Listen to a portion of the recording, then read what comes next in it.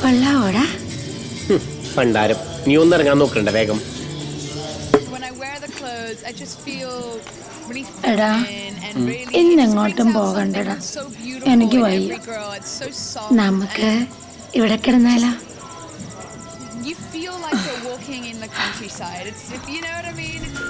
എപ്പോഴും ഈ അലച്ചിൽ തന്നെയല്ലേ, നിനക്കൊന്ന് സന്തോഷിക്കണ്ടേ?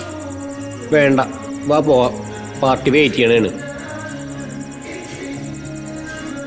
നിനക്ക് ഈ കാശ് എന്നുള്ള ചിന്തയല്ലേ ഉള്ളൂ. ഇടയ്ക്കൊന്ന് സന്തോഷിക്കണം. എത്ര നാളായി നമ്മൾ പരിചയപ്പെട്ടിട്ട് ഒരു പ്രാവശ്യം പോലും നീ എന്റെ അടുത്ത് വന്നിട്ടില്ല. നീ ഒന്ന് വരുന്നുണ്ടോ? ഞാൻ ചോദിച്ചാൽ നീ സമാധാനം പറയ്. എന്താടാ, നീ ആണല്ലേടാ? എന്ത് പറഞ്ഞടി?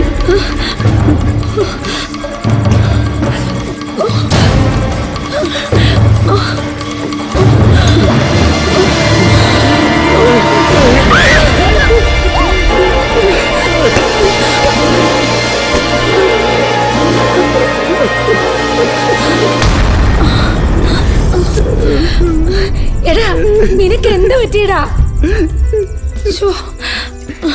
എടാ, നിനക്ക് എന്ത് പറ്റിയെന്ന?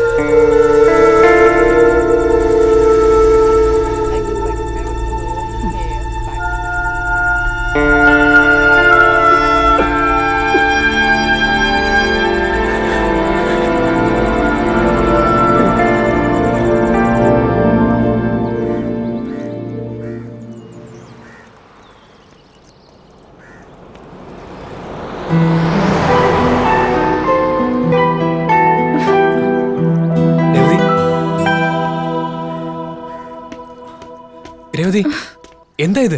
എന്തിനാ അവോയ്ഡ് ചെയ്യുന്നേ? ഞാൻ എന്ത് തെറ്റാ ചെയ്തേ? പറയ്. ഓ രേവതി, എന്നെ ഭ്രാന്ത് പിടിപ്പിക്കരുത്. നീ എന്താണെങ്കിലും തുറന്നു പറ. എന്താ എന്റെ ഫോൺ അറ്റൻഡ് ചെയ്യാത്തെ? എന്റെ മെസ്സേജ് എന്താ റിപ്ലൈ തരാത്തെ? ഇപ്പൊ നീ എന്റെ മൈൻഡ് പോലും ചെയ്യുന്നില്ല. എന്താ രേവതി ഇത്? പ്ലീസ് പറ.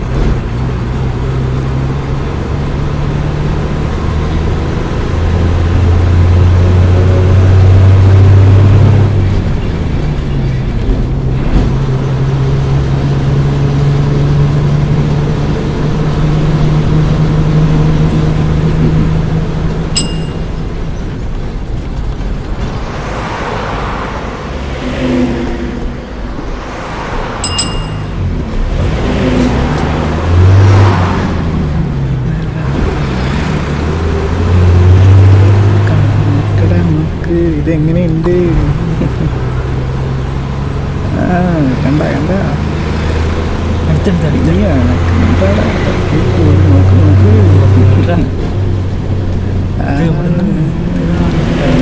ഇത് അപ്പുറത്തുണ്ട്. ഈ സമയം ഭയങ്കര തിരക്കാ. ഈ സ്കൂൾ പിള്ളേരൊക്കെ ഉള്ളതുകൊണ്ടാണ്. അത് കണ്ട എങ്ങനെയുണ്ട് ഇന്നലെ കിട്ടിയതാ? മറ്റേ സൈറ്റാണ് ഇഷ്ടപ്പെട്ടാ?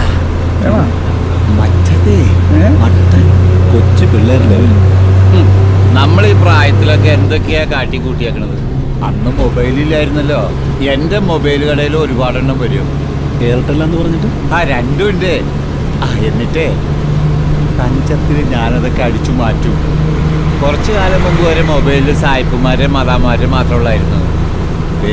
ഇവന്മാരെ പോലുള്ള കൊച്ചു പിള്ളേരാ. തനി നാടൻ.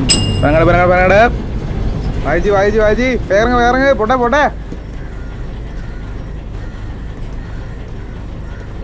ആ പോം.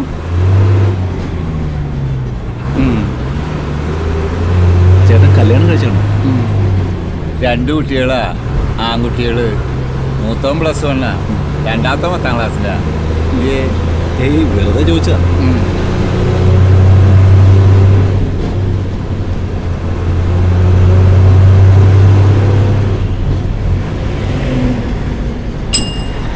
ആ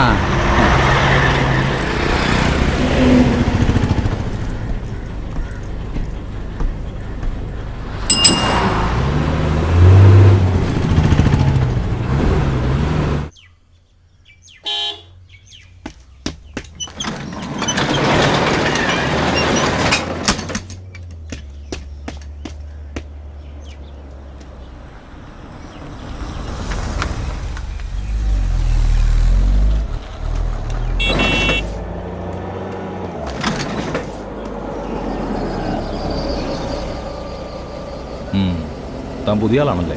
അതെ. എക്സ് മിലിറ്ററിയാ? അതെ. നോക്കിയും കണ്ടൊക്കെ നിന്നോളണം. ശരി സാർ. ശരി.